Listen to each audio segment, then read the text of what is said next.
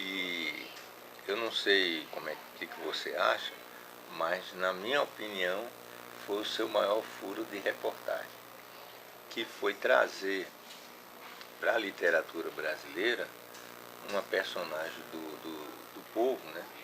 E, quer dizer, raiz popular, negra, né? Ah, Eu confesso que, apesar de também trabalhar com jornalismo, eu não sei se eu ia dar essa importância que você deu àqueles cadernos, né? aham, E eu acho assim que foi uma entrada assim muito vigorosa do povo, que isso ainda precisa ser fortalecido muito, sem mas dúvida. naquele momento foi uma entrada do povo na literatura brasileira. É, a Carolina Maria de Jesus é considerada uma espécie de fundadora do que se pode considerar um movimento literário que vem de baixo para cima, né? Vem dos setores populares, da periferia, da favela, e há hoje vários casos, né? Nenhum teve a mesma importância, porque aquilo se tratava de um documento muito sensível, porque ela, além de contar aquela história, ela tinha uma capacidade extraordinária de manifestar a revolta, né, no caso.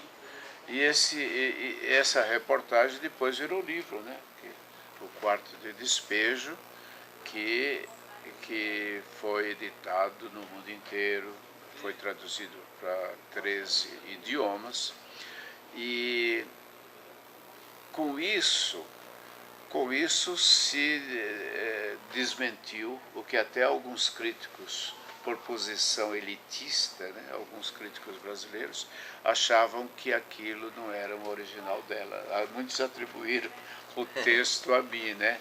Inclusive o Wilson Martins, considerado um dos críticos mais importantes do país na época, aliás, hoje quase não há crítica literária, né?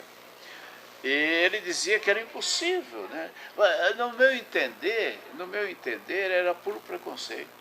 Preconceito social e preconceito racial também, né? Como é que uma negra favelada, né, semi-analfabeta, como é que ela vai escrever?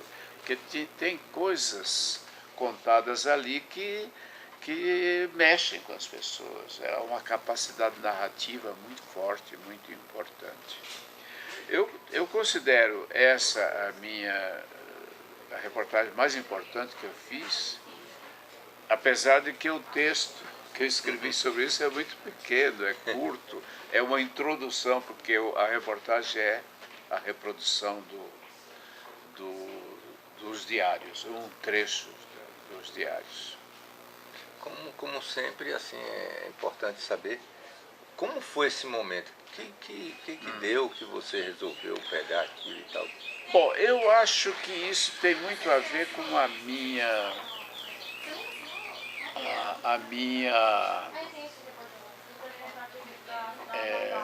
o meu foco na profissão de jornalista, né?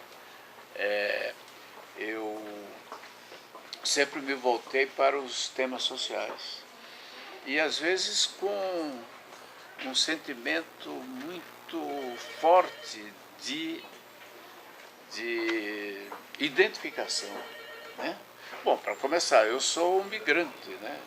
Sou alagoano, sou nordestino. Então eu acho que tudo isso veio da minha formação de jornalista, uma preocupação muito grande. Se for fazer o... Bem, companheiro? Bem, prazer. Não atrapalha não.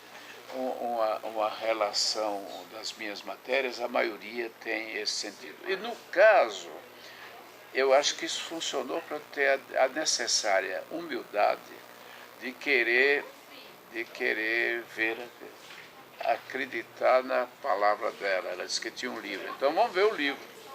Acontece que ela tinha tentado isso desde os anos 40. As pessoas não queriam porque era aquela negra frangalhos, né?